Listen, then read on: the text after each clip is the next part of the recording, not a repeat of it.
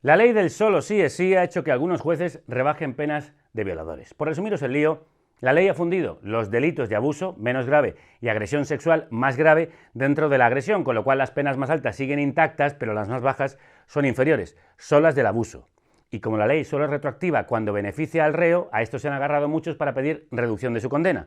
Y algunos tribunales la han concedido. Según la ministra de Igualdad, Irene Montero, el problema no es la ley, es el machismo de la justicia. Precisamente porque la justicia es patriarcal, tienes que cerrarle la puerta a una interpretación machista. Pero además hay magistrados progresistas, mujeres incluidas, que creen que la nueva ley obliga a esa rebaja y que hubiera bastado una disposición transitoria para evitarlo. Hay otros que opinan que el Código Penal ya tiene una disposición que impide esa lectura.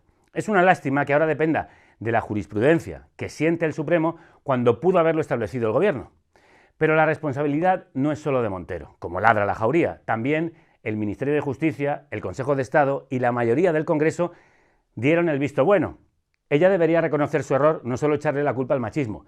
También es cierto que ese machismo la despelleja a ella, con saña, por ser mujer y pareja de Pablo Iglesias. Una cosa no quita la otra.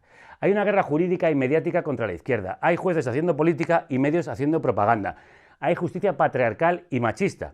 Por eso no se puede ser tan ingenuo o tan soberbio como para regalarle la munición al enemigo.